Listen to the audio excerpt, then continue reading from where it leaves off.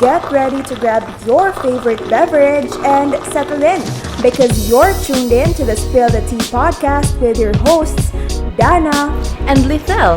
We're here to spill all the juicy details, dish out the real talk, and dive deep into the topics that matter most to us. Faith, life, motherhood, and everything in between. So grab your favorite cozy spot, get comfortable, and let's dive into the tea together. We're thrilled to have you here and we can't wait to spill it all out. Are you ready? Let's go! So anyway, speaking of people leaving the church, napansin ko lang ha, as someone who really grew in a Christian family na constantly been forced before nung bata pa ako to go to church. Kasi iba kasi yung times before compared ngayon. Yeah. Tas, ngayon kasi, especially with the pandemic, Optional na lang siya. Because diba, nung pandemic, a lot of the churches transitioned to online, syempre to reach more people with the coronavirus going on. And parang hanggang ngayon, napansin ko lang ha, parang hanggang ngayon, less and less people are going to church. Okay lang, I can just watch the service online.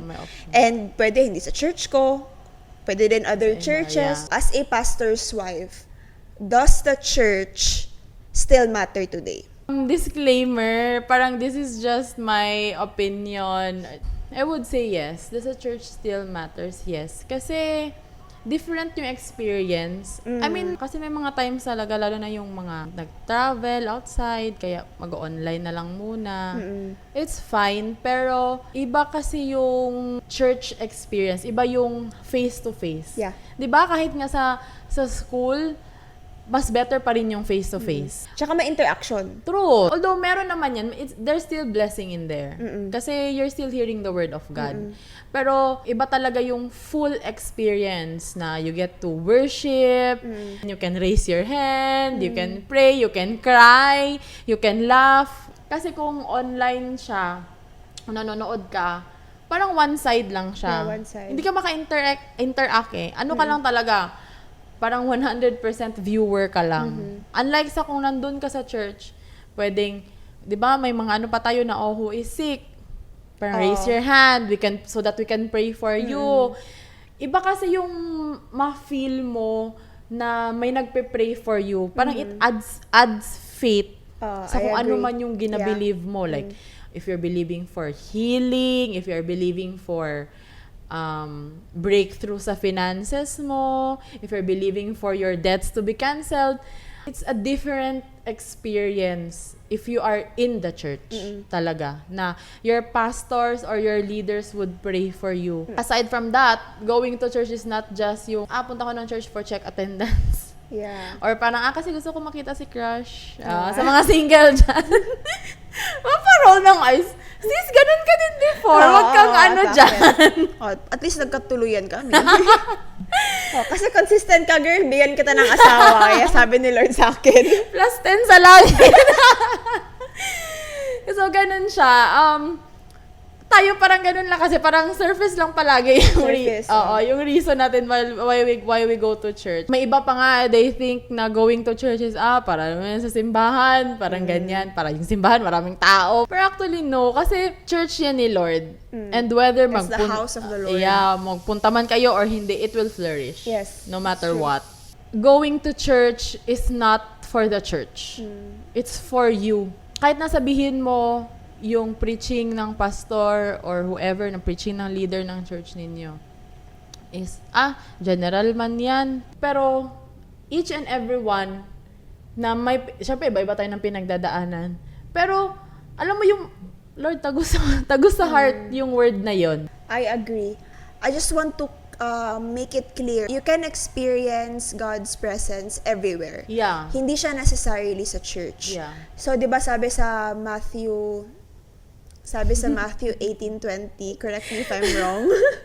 Pwede i-flash. I-flash mo, i-search mo. For where 2 or 3 gather in my name, there I am with them. Yeah. And even it's just even if it's just me and my husband, I know na ang presence talaga ng Panginoon is with us. And Yeah. even right now, when we're talking about this topic, alam ko na nito ang Panginoon. But what we are trying to say is, it's a different feeling when you are with a community na Yeah. you share the same faith with. Yeah, true. Diba? The feeling is really different. All of these people from different walks of life, pwede ka kasi nilang ma-bless. True. Now, kahit hindi sila nag-speak sa'yo, even just hearing their testimonies, Yeah. even if like, tap lang kita girl, like, uy, kamusta ka? I prayed for you, na-dream kita kagabi. Diba may interaction? Sa church mo lang yan, sa church mo sila nakita. Na-dream kita kagabi, sabi mo na, ano ka daw, mayroon ka daw pinagdadaanan. So, after Which that, is true yan. I can Hindi pray yan for ano, you. hindi chika-chika Oo, yan. May mga ganyan talaga. talaga. So, I can pray for you, then na-bless ka. 'Di ba?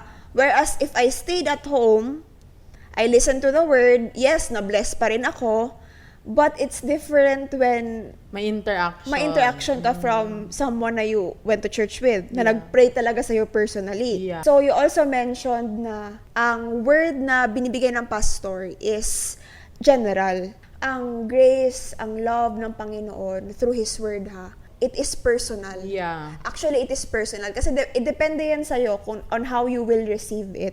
Yeah. Yung depende din sa reflection mo sa inyong life. To go to church, to be able to interact with people, to be able to ask questions if you want to, di ba? Yeah. If you're listening to church online, you cannot just ask. It's different when you can go to a leader, you can go to a pastor and ask na, Pas, what do you mean by like this, like that? Can you explain it to me? Yeah. Kasi parang medyo na-confuse ako. For those of you who haven't watched our second episode, make sure to watch our second episode. Yeah. Kasi na-share ko doon na Dave and I met in church. And doon nag-strengthen yung relationship namin up until now as married couple. Kasi after going to church, as we go home, we meditate sa word. Alam mo, ang maganda doon is that parang iba-iba, parang ma-amaze ka na lang na, ganun pala ang gets mo nun. Ako ito din ang gets. Oo. Diba? And not only that, sa church kasi, we also have connect groups. So we have young couples, men and women. Sometimes, I need God's word through people na from my community, from my church community. Yeah. Kasi, for example, kami ni Dave, we are part in a connect group na young couples. I get to ask these people na, how do I react? Yeah. Ano ba Versus dapat? Norma. Ano ba ang dapat kong gawin kay Dave? Or is this a big deal ba? Ganyan-ganyan. Then sometimes I can ask them na to pray for us, yung mga ganun. Yeah. Basically, I ask for advices dun sa church community ko. Because iba pag Bible-based. Like, what does God say about it? So, ikaw sis, any last words of encouragement sa mga people na who are lost, who are seeking, no, or who have doubts pa na, should I still go to church? Na I can do everything online. Una talaga is you have to pray for it. Be specific. Marami kasing churches eh. Marami kang options, iba kasi yung masabi mo in your heart na ay ito yung answer sa prayer ko. For me kasi parang ang church din, parang naghahanap ko ng asawa. Dapat comfortable ka, you feel welcome, you feel loved. I'm not putting down online church. Okay ang online church kasi marami ding mga magaganda kang nakukuha. Yes, actually also, if you want to, example, Tuesday, and you want to hear the Hear word, the of, word of God, God. then you can hear Yeah. the word of God online. Pwede din yun. Yeah, pero having a community is different. Having a support, yun yung mga support system mo eh. Yun yung magfa-follow up sa'yo na, oy, kumusta ka? Are you still doing okay? Yun yung mag-encourage sa'yo. And again, yun yung mag-add faith sa mga kung ano man yung binibelieve mo. Again, a church should be an inclusive space for everyone. So if you feel like you're judged, if you're lost, if you feel like, kahit hindi mo feel mag-church, pero you have questions in your head na you want answers to, the only way for that to be answered is to go to a church. Because there you can ask people, pastors, leaders, and they can enlighten you with answers na galing sa word ng Panginoon. First of all, our God is our Father. And as a father, kung papa ka, will you judge your child? Yeah. God is full of love. Yeah. God is full of mercy. God is full of grace. And he is a perfect gentleman. Yeah, he would wait for you to reach out to him. Oh, yan guys, patikim na yon sa aming identity series, di ba? Ang dami Kahit sinasabi. Ako gusto ko patuloy, pero alam ko na all of these things that we are talking about will be part of our Identity coming series. identity series. So guys, thank you for listening to our third episode of Spill the Tea Podcast. So if you haven't liked our page, Spill the Tea Podcast, like nyo na and follow us so that you will be updated sa aming mga upcoming na mga videos and that you would also be blessed. And we are always praying for that. Itong podcast namin will not be chika-chika lang, but it will also bless you. Yes. So again, you are blessed, you are highly favored, you are loved, and see you on our next episode. Again, this is me, Dana. And this is Lisel. And this is Spill the Tea Podcast. Bye! Uy, perfect.